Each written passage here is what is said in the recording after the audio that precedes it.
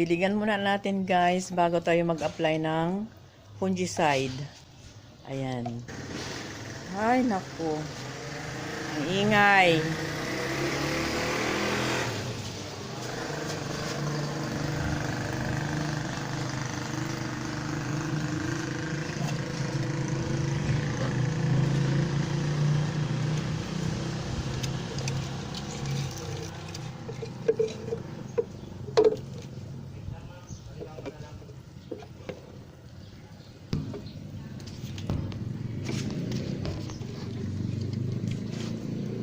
Cinnamon powder. Ito yung ating natural fungicide ngayon guys. Foliar spray. Yan, sa dahon tayo mag-a-apply ngayon. Marami kasing mga benefits ito eh. Ito talaga usually yung ginagamit ko sa mga halaman ko. Growing hormone, fungicide, insecticide, pesticide, yung mga mildew, yung mga rust na tatanggal nito sa lupa. So ngayon sa dahon tayo maglalagay, mag-a-apply. 1 teaspoon lang. Ayan, 1 teaspoon na yan. I-dilute ko to ng konting warm water para talaga siya matunaw. Kasi merong iba minsan na hindi natutunaw. Pag hindi naman talaga siya natunaw lahat, i-strain na lang natin sa tela. Tapos, itong 1 teaspoon na to, dapat 1 gallon, di ba? Gagawin ko siyang 2 gallons para talaga mas safe. Kasi, syempre, spicy to, baka yung dahon ay mainitan or mapaso siya or something. So, para safe, 2 gallons sa 1 teaspoon of cinnamon powder. So, yun na yun guys. Hello! Good day everyone! Happy Sunday! Happy sana ang Sunday guys. Kaso lang, ayan o, umulan bigla. So, hindi nga natin malalaman kung kailan siya ulan, kung kailan siya iinit, di ba? Talagang unpredictable yung weather ngayong panahon na ito.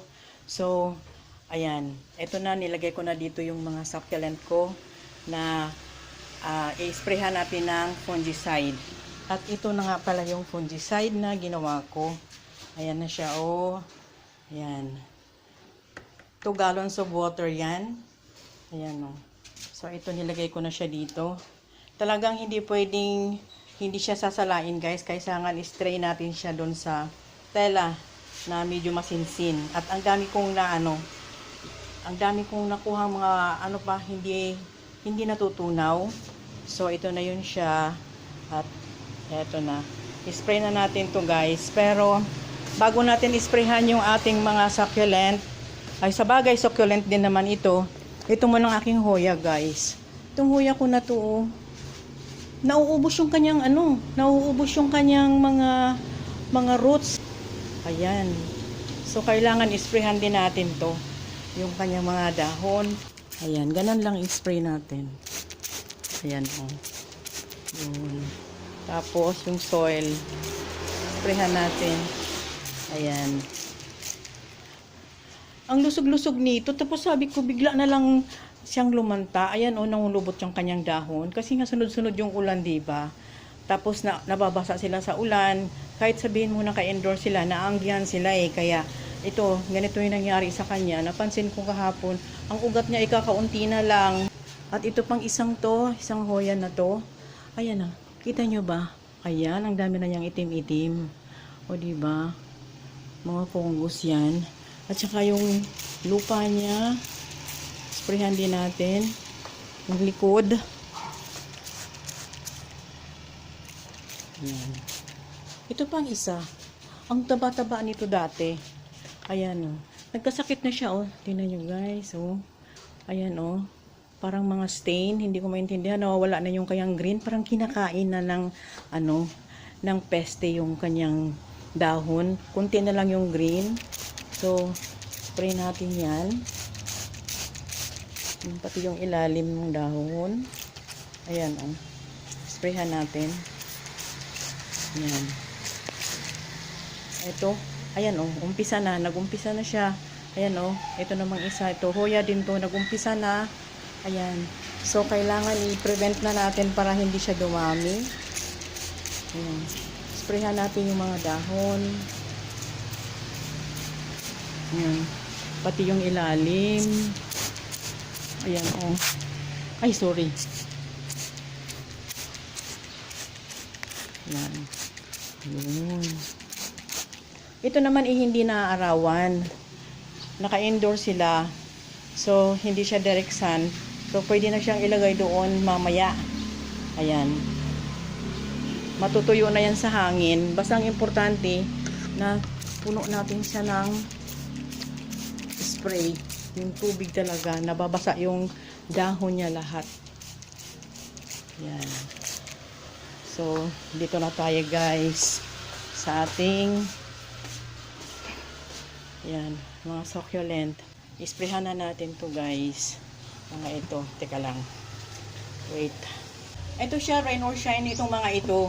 Kaya tinan nyo ang liliit na. Lumiliit na siya. Ito yun si Ellen. Dati ang taba-taba ng bilog nito. Ngayon, kaunti na lang. Ayan oh. So, kailangan i-prevent natin na hindi siya mauubos. Kasi, nauubos na yung mga stem niya at lumiliit yung mga stem niya at saka mayroon ng mga ayan oh, may mga sakit na eh, di ba? So ayan na. So isprayan natin itong ating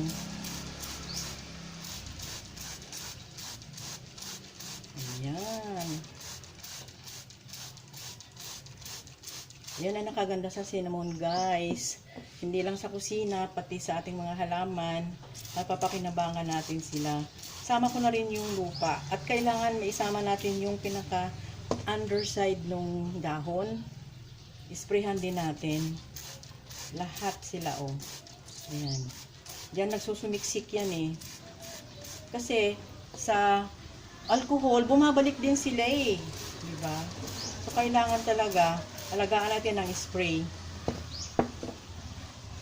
Ako nag-spray ako nito. Pag hindi ko makalimutan, every 2 weeks. Pero pag nakalimutan ko guys, nako, every 1 month na lang talaga. Lalo na pagka wala akong time. So, ayan. I-prevent natin yung iba. Isprayhan na rin natin yung iba na wala pang sakit para ma-prevent natin yung kung magkakaroon man sila, ma-prevent natin na hindi sila titira dito kasi mayroon na silang mga cinnamon. So, yan. So, kaya kakaunti lang nilagay kong cinnamon. Dapat kasi ang mga nakalagay doon sa ano, pag nababasa nyo, 1 teaspoon to 1 gallon. Ako, 1 teaspoon, 2 gallons. Kasi medyo maanghang ito. Baka mayroong ibang varieties na hindi niya makayanan yung tapang. So, ang ginawa ko, 1 teaspoon to 2 gallons of water. Yan, isprayhan natin ito lahat. Pati ilalim.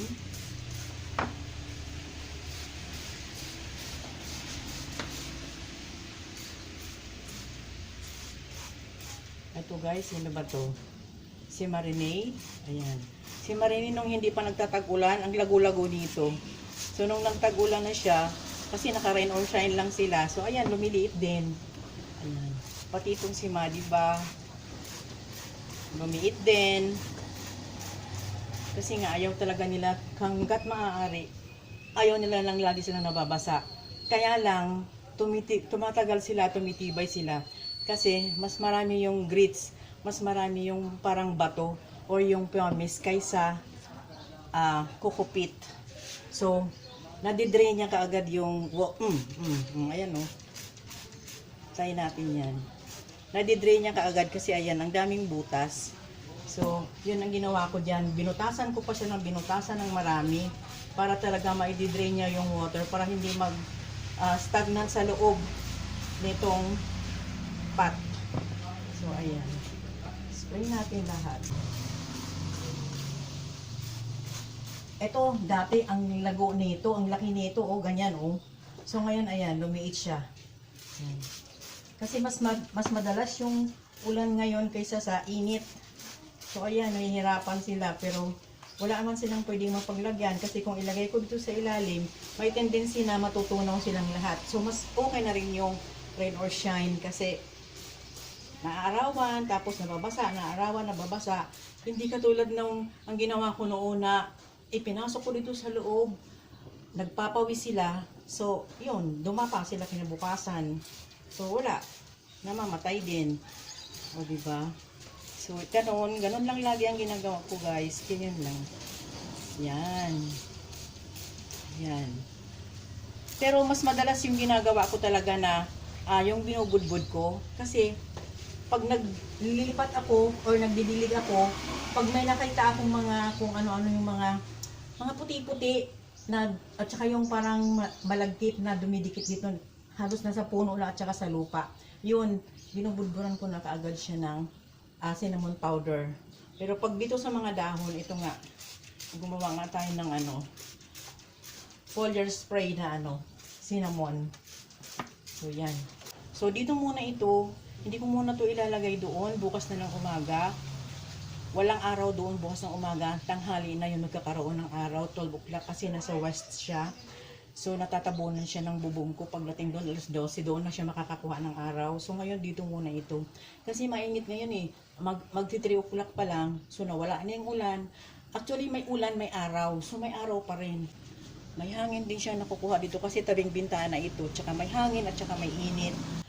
So far naman, medyo okay naman yung mga halaman ko. Hindi naman siya namamatay sa pag-i-spray ko. Namamatay siya sa mga sakit. Tingnan nyo guys. Oh. Ayan.